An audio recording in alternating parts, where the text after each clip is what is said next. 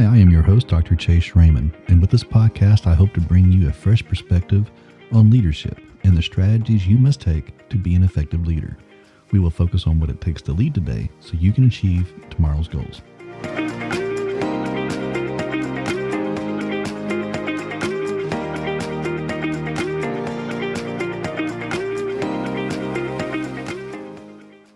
Hello, everyone, and thank you for listening to Leading for Today.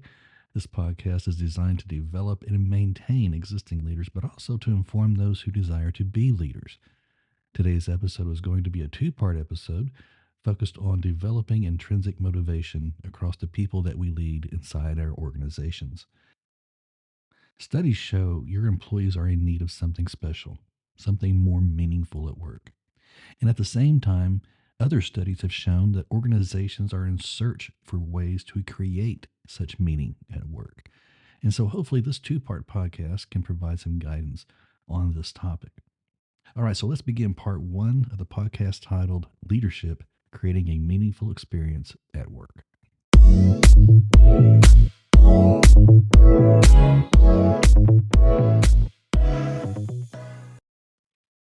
All right, so today we will be discussing creating a meaningful workplace for your employees.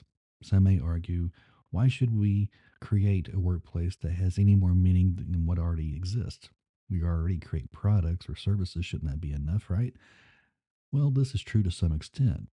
I think you would agree that much of your life is spent at the office, in the field, on the factory floor, or wherever it is that you work. And most of us, 70%, according to a recent poll, say that their personal sense of purpose is defined by the work that they do.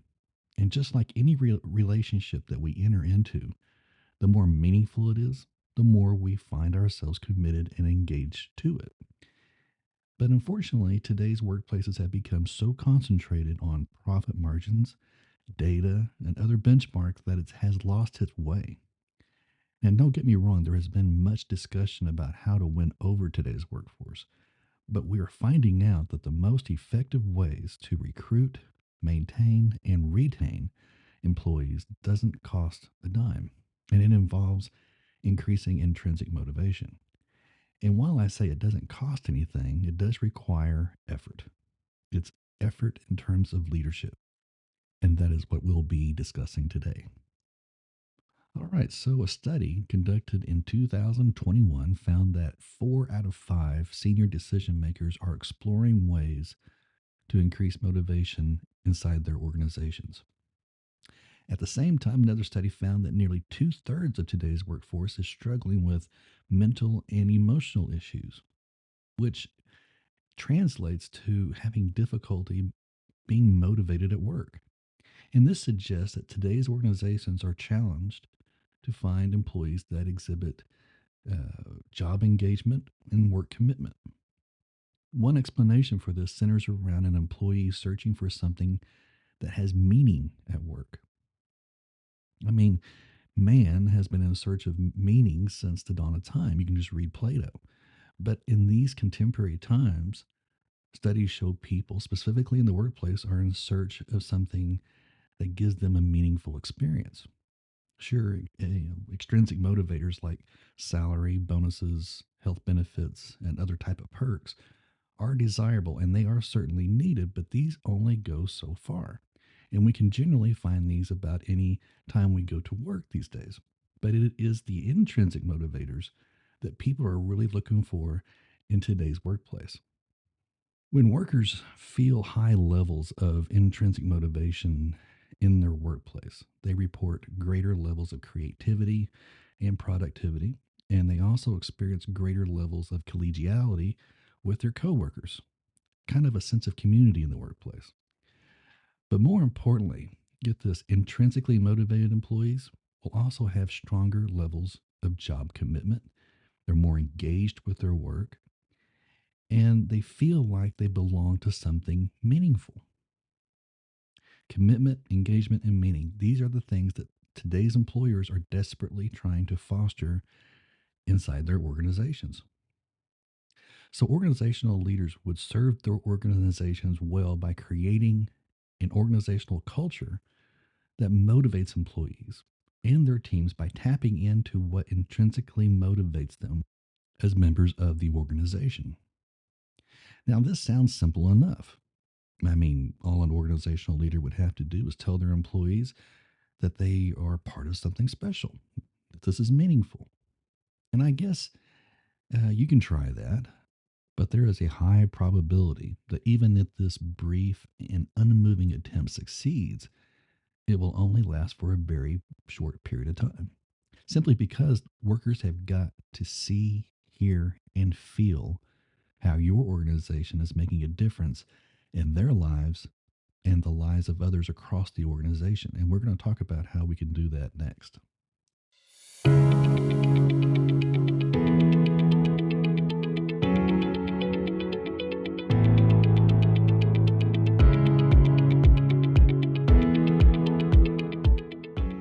So, before the break, I was explaining the power of intrinsic motivation. And if you can find what intrinsically drives your employees, your return on investment, the ROI, will certainly be worthwhile. Namely, you'll find higher levels of organizational commitment, job engagement, and of course, a meaningful experience at work. But what can we as leaders do to foster these high levels of intrinsic motivation? And so I'm going to suggest some action items that I believe you as a leader can do to increase levels of intrinsic motivation. And so this first action item, I call it, is values, beliefs, and attitudes. First, it begins with the values, beliefs, and attitudes at the top of the hierarchy. I'm specifically speaking to organizational owners, the founders, the CEOs, the presidents, resting high on that organizational chart. Whether you are starting a company or you are already part of a company, the values, the beliefs, and the attitudes reflect uh, what is special about that organization.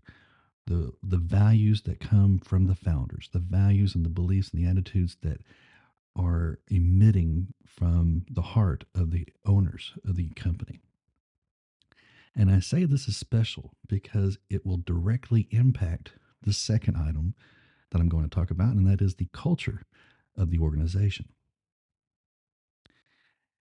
The second action item is organizational culture. This is the way the organization goes about conducting whatever it does. And the culture of the organization is a direct reflection of the values, beliefs, and attitudes of the company's founders or the top brass of the company. So, again, if you are a key decision maker of the organization and you want to increase intrinsic motivation in your company, I'm speaking directly to you. If you find that your workers are disengaged, if you are seeing your job satisfaction rates fall while turnover rates are starting to climb, I'm speaking to you. It's time to look at the culture of your organization. Generally, the most successful companies will frame the organization's culture around specific things, and these are ethics and morals combined with the belief that treating employees, customers, and stakeholders with high levels of respect is really in the best interest of the company. And finally, it's about producing a quality or a service that the employees are proud to rally behind. This is generally the framework of a positive workplace culture. Now, this podcast is about leadership, so I cannot emphasize this enough. While the founder may author the initial ingredients of the organization's culture, it is vital that every leader within the organization fully understands that culture. If not, you may have people within your organization that can impede upon those values, beliefs, and attitudes that was originally framed by the founders. And this happens quite frequently. For example, new members will come into the organization. They're hired based on their qualifications, which is fine. But their values, their beliefs, and their attitudes will run counter to the culture that's already existing. And so it's like the old saying says, one bad apple spoils the bunch. And this is why it's so important that HR does its due diligence to hire smart and bring in people that will complement and support the desired culture of the organization. The same can be said for existing employees and existing managers across the organization. Everyone must buy in to the culture of the organization. As I said, organizational culture is about values, beliefs, and attitudes. And when everybody in the organization knows and understands the culture, then a pattern of shared basic assumptions is learned by the members of the organization. Once everyone in the organization has learned the culture, the way of doing things around here, everything will begin to align with the original idea of how the organization should be operated that was established by the founders. In other words, if you treat employees well, they will treat the company well, and etc. So this all lends to being a positive, healthy workplace culture that members of the organization can certainly feel good about, which is the key reason why they keep coming back to work. A good example of a company that has a positive and very effective workplace culture is a company called SAS, and it's a software development company. And if you interview the employees, they would say that the company recognizes and respects them as people and professionals. And I say they recognize them as people because the company's co founder and CEO, Jim Goodnight, he has created a campus like atmosphere at SAS that literally caters to its employees. They offer on site medical clinics, daycare services, concierge services, massage therapists, you name it. They have just about everything there on that campus. Whatever you can think of, they probably have it. But they provide this to all their employees as a perk just for working there. Now, much of these are considered extrinsic motivators. However, at the same time, the employees get a sense that their organization, their leaders, care about them, and this creates an intrinsic effect. So it is somewhat of an intrinsic motivator as well. The point is, if your organization's culture is rooted in ethics, morals, positivity, empathy, compassion, care, things of that nature, you can bet that your employees, your stakeholders, customers, and everyone across the hierarchy is going to appreciate being a part of that organization and what the organization offers. The next action item I like to call it is vision. Another key goal for leaders to be a part of is the vision of the organization. This is often embedded in the company's mission statement, but it may also be called a vision statement too. And the vision of the organization should explain to anyone who reads or listens to it, it should explain whatever we produce or whatever service we are providing, it's going to change the world in some way, whether it be through greater innovation, using sustainable products. Maybe we're making products or services more affordable so the greater population can benefit. Whatever the case, you are letting your employees know that all the hours and all the effort that they're spending at work is tied to a higher meaning or a greater purpose. Employees need to make that connection and to feel and believe they are contributing to this purpose every time they walk in the door and go to work. So if you're a leader, if you're a CEO or president of the company, or you're thinking about starting a company, it's important that you develop a vision statement for your organization. When creating a vision statement, the statement should explain where the organization is and will go in 1, 5, 20 years down the road. But equally important, it must say, how are we going to change the world as we blaze a path getting there? If you do this and you remind your employees of this vision on a frequent basis and adhere to those words, your employees will develop a deep connection to the work product. The next action item is trust. As leaders, we need to ensure that members of the organization not only trust you, but they feel that you trust them. Trust plays an important role in the inherent happiness of an employee. Whether you're working side by side, it's a remote situation, or maybe it's a hybrid type setting, employees need to sense that there is a high level of trust that exists across the organization. And make no mistake, employees will be the first to know if you or the leaders of that organization does not trust them. They will be micromanaged, they feel micromanaged, or they feel like they're being controlled. And studies show when you trust your employees to do what is right, they trust you. Employees are more productive and they're more creative at their jobs, and simply because they enjoy doing what they do. This all begins with you giving your employees correct and ample training. And this means you have no reason at that point to micromanage or control them. You trust that you've uh, provided ample training, they've had plenty of work experience, and now it's time to let go of that leash a little bit and let them do their job. This relationship of trust between you and your members should also involve you taking the time to actively listen to those people that you lead.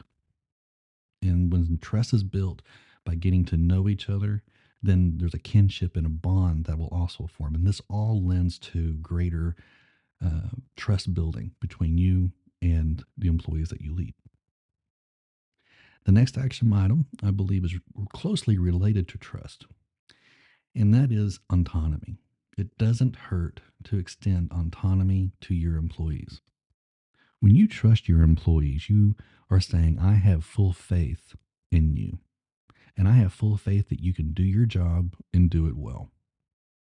But when you grant autonomy, you're also granting them a high level of freedom and responsibility over their own work. Extending autonomy to your employees fosters a range of benefits, such as higher levels of job satisfaction. They feel valued.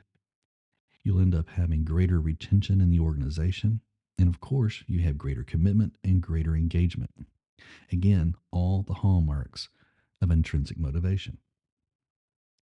The next action item is just giving praise and recognition. And I cannot say that enough. Give praise and recognition. This should go without saying, but it's often and frequently overlooked. As leaders, we need to ensure that our employees fully know and understand how much we respect and appreciate them. Far too often, companies develop this belief that giving workers a job and giving them a salary is enough. But it's not. One of the things I learned when doing my research throughout my dissertation was that praise and recognition from your leadership team can go a very long way. It is human nature to want to feel appreciated when we enter into a relationship. And at work, the work relationship is no different. When workers feel that they mean something to the organization, they are being recognized for doing a good job, being praised for their efforts, it will certainly make a difference in that individual's life and the lives throughout the organization.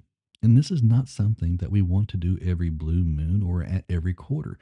We need to do this at every opportunity.